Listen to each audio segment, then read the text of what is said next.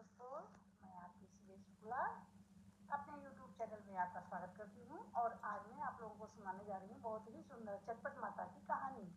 तो आप लोग सुनिए। बहुत ही सुंदर कहानी है, शायद आप लोग पहली बार सुनेंगे। तो आप लोग सुनिए, अगर पसंद आए तो लाइक कमेंट और नए हैं तो सब्सक्राइब जरूर कीजिए। तो चलिए बोलो चटपट माता की। एक राजा थे। उनके 4 बेटे थे। तो राजा ने जो है 3 बेटों की शादी कर दिया था और 3 बेटों की शादी कर दिया, अच्छे से रह रहे थे। लेकिन राजा रानी दोनों बूढ़े हो चुके थे।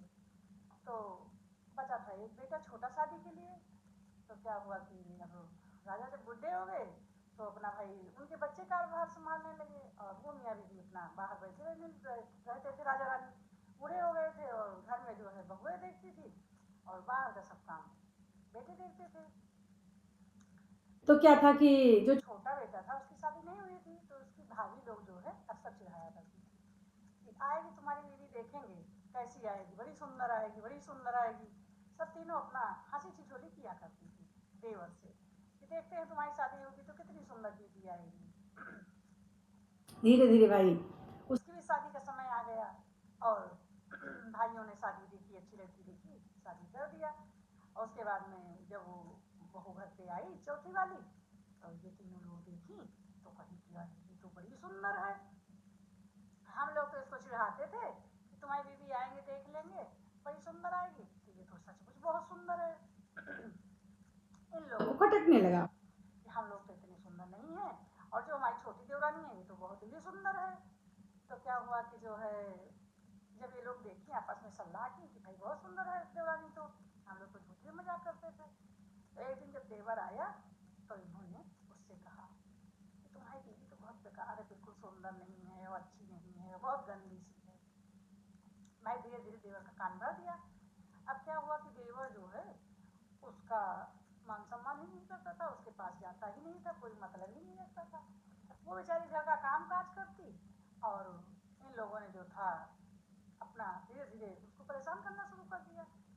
अच्छा, तो क्या करता था, करती थी खाना पीना बनाती, अपना काम काज करती और घर में रहती थी। राजा से तो कोई मतलब था ही नहीं। एक दिन तीनों तो रानी जेठानी ने समय सलाह किया कि चलो इससे कहते हैं कि हम तुमको तालाब नहलाने ले चलते हैं। तो देवरानी से कही कि आज हम तुम लोगों को ले चलते हैं नहलाने, तुम सुंदर नहीं हो, ये है वो, इसलिए तो हमारा देवर तुमको पसंद नहीं करता है और तुम काली हो। अब उसके बड़े बड़े बाल, राजा की बेटी थी, खूब सुंदर थी, लेकिन ये लोग भी उसके मन में ये बात डाल दी कि तुम सुंदर नहीं हो। इसने भी सोचा कि मैं सुंदर नहीं हूँ तभी मेरा आदमी उससे कोई मतलब नहीं रखता है। और इन तीनों ने बहुत सारे जुए इकट्ठा कर रखा था, पता नहीं कहाँ से मंगा रखी थी, एक थाली भर के जुआ रखा था इन लोगों ने।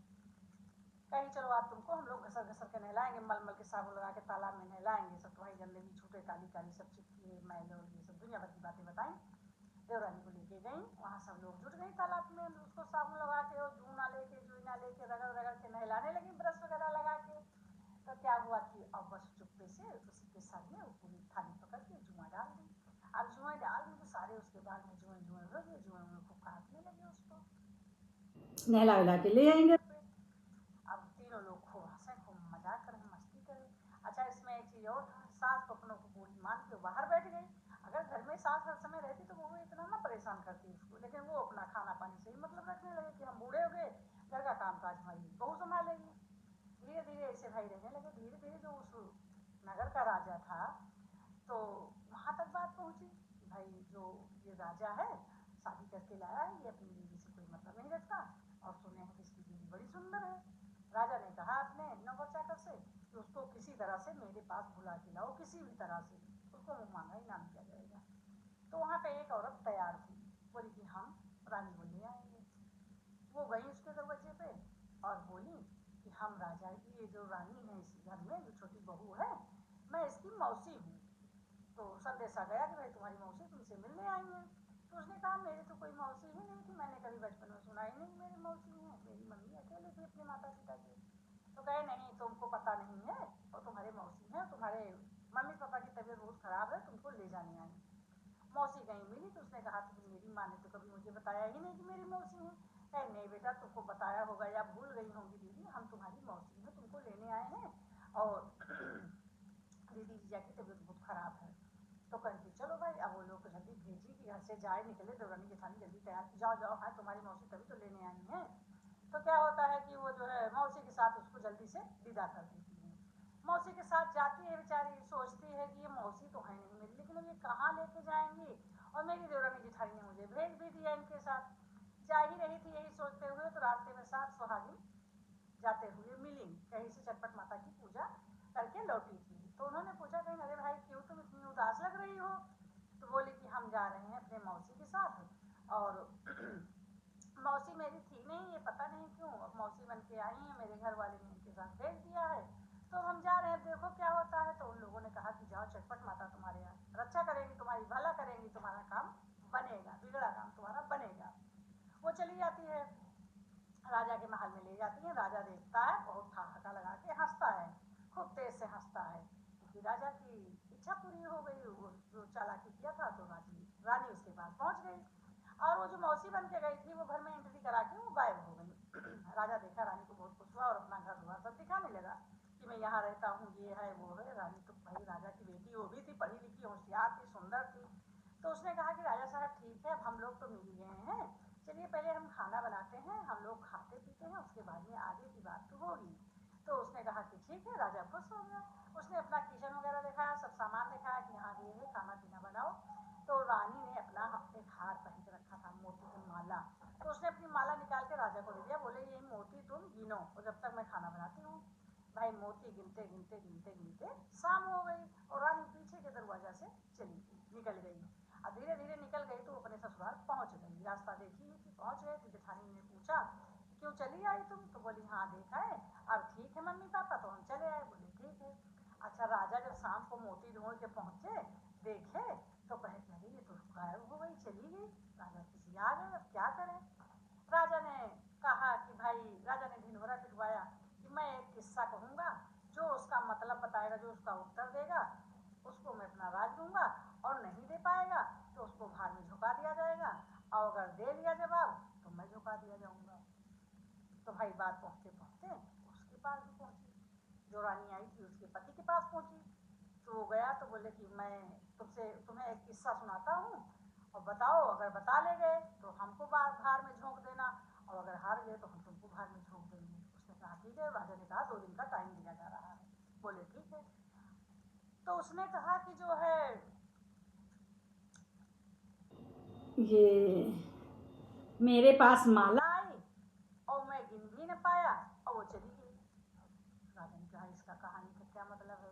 राजा भाई सबके यहाँ लौट के आए, पूछ रहे, अपनी भाभी से पूछे, मौसी के यहाँ गए, मामा के यहाँ गए, सबके यहाँ पूछने गए, लेकिन कोई वो राज बता नहीं पाया। तो एक दिन बचा, तो राजा सोचे कि अब तो हम भार में झोंक दिए जाएंगे, और सबसे पूछे, कोई बता नहीं पाया इसका मतलब। तो उसने कहा कि जो है लाओ, सबसे पूछ लिए हैं, लाओ इस रानी से भी पूछ लिए। तो वहाँ गए रानी को, तो देखे तो रानी खूब सुंदर थी, खूब सुंदर थी रानी। और देखे, और पीछे पिछड़े जाने के लिए पूछे ही नहीं, कुछ हिम्मत करी, तो रानी ने दौड़ के बाह में कस के पकड़ लिया राजा को। बोली राजा आपको जाने नहीं दूंगी, और बताइए और आप कैसे आज आए हमारे रूम में? तो राजा ने कहा कि राजा ने हमारे इधर के राजा ने एक किस्सा सुनाया है, अगर उसका उत्तर नहीं होगा तो आज हम बाहर में झोंक दिए जाएंगे, इसीलिए हम आए हैं कि चले देख लेते हैं, आप तो वैसे ही झोंक दिए जाएंगे। तो बोली कौन सा किस्सा? तो उसने बताया कि जो है ऐसे राजा ने किस्सा कहा है। तो बोले कि इसका उत्तर मैं देती हूँ। बोले क्या? कहीं जाओ राजा से कहना कि रानी आई तो और मोती की माला गिनते रह गए, लेकिन क्या कुछ पाए? कुछ नहीं पाए, और वो चली गई। ये जब वो अपना प्रश्न रखेंगे तो यही उत्तर देना। तो बोले कि ठीक है। राजा गए भाई, उसने पूछा राजा ने, बोले अपना प्रश्न पूछा। तो उसने कहा कि रानी आई थी और मोती की माला दे के चली गई बेवकूफ बना के, क्या कुछ पाए रानी से? तो राजा ने कहा नहीं, मेरी कहानी को उत्तर तो मिल गया, लेकिन तुमको कैसे पता? तो उसने बताया, कहीं जो आप चालाकी से मंगाए थे वो मेरी ही बीवी थी, मेरी बीवी आई थी, और वो आपको मोतियों का माला दे के और चली गई। आप माला गिनते रह गए, और वो पीछे के दरवाजा से निकल गई, बाइज्जत अपने घर पहुंच गई, वो मेरी ही रानी थी। तो राजा तो भाई बहुत संकोच में पड़े, आप क्या करते? राजा को भार में झुकना पड़ा। इन लोगों ने राजा को भार में झोंक दिया, और जब झोंक दिया तो भाई चटपट माता का मानता ही था, बिगड़ा काम उनका बन ही गया।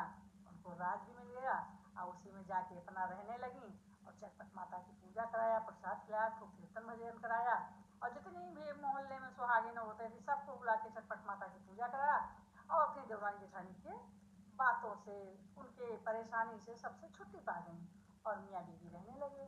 तो जैसे माता ने उनका भला किया वैसे सबको भला दें। पर इस कहानी के साथ एक चीज़ और है कि चाहे देवरानी हो, जेठानी हो, नंद हो, जो भी हो, कभी किसी को परेशान नहीं करना चाहिए, किसी को भड़काना नहीं चाहिए, किसी की चीज़ से कभी जलन नहीं होनी चाहिए। तो कहानी को समाप्त करते हुए बोलो चटपट माता की जय।